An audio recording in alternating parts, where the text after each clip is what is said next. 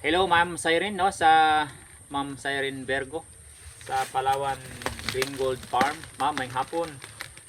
Ni-comment ka ma'am no nga kuan with regard sa kadibang Panama disease nga dili siya basta-basta mawala. Yes, it is true. Kay been in the industry sa saging for almost 22 years. Been working with Unifruti Philippines. Dugay-dugay gyud ko diha, then handling daghan-daghan pud nga mga farms under quality department, and then every time nga naay problema sa kuan sa market, magsuroy mi ani og farm, then farm visit, then isa gini nga maagian na mo no, then kana siya nga mga discussions, daghan mi nag discussions about Panama.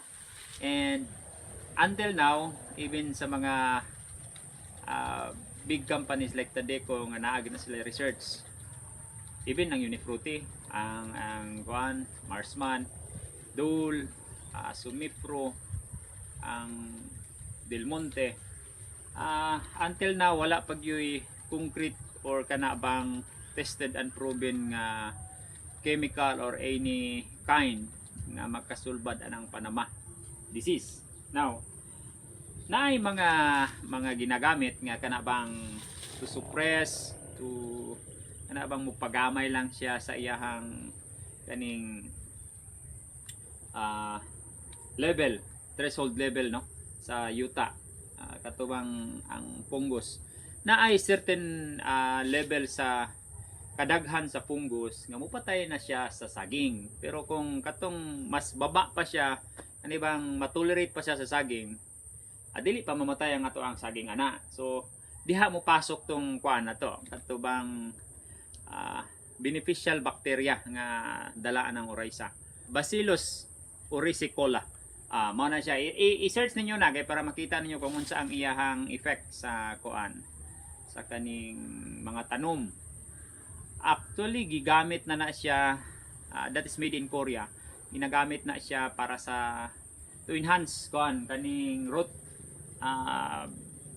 vegetation, I mean kaning i-enhance niya ang pagpadaghan sa roots sa humay.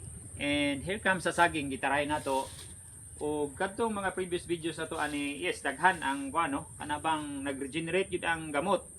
So kung ato ang kuanon manggod, ato ang i-study gyud ang kuan kaning Panama, is dito na siya mag-attack sa roots na to.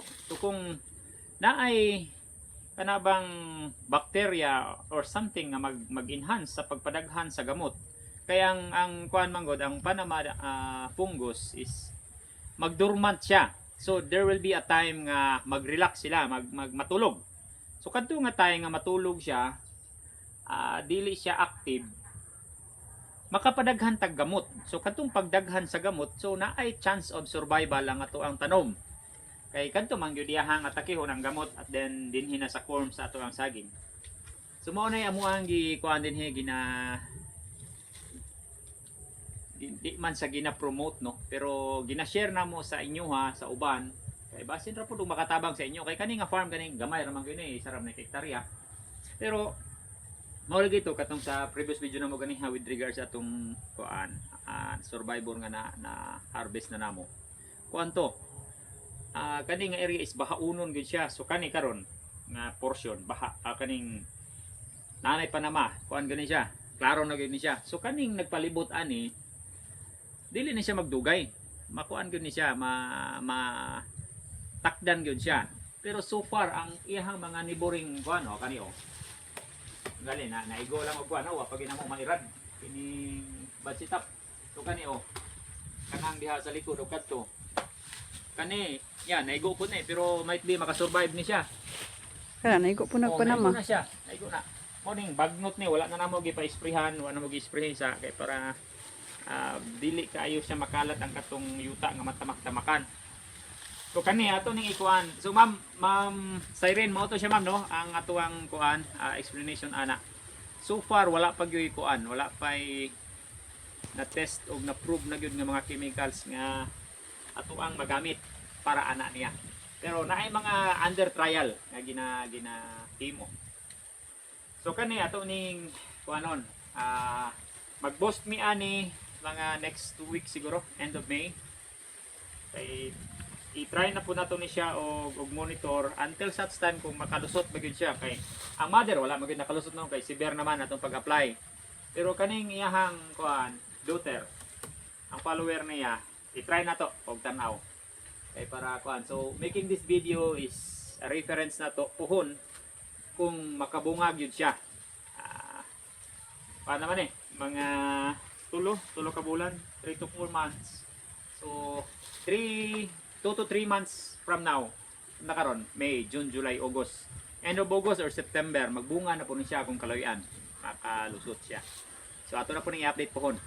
Kanilang ato ang kuan, ako lang ning butangan og sign pohon. So kadto ra amo ang ma-share karon nga buntag, buntag hapon na di ay. Ning hapon pag-usap.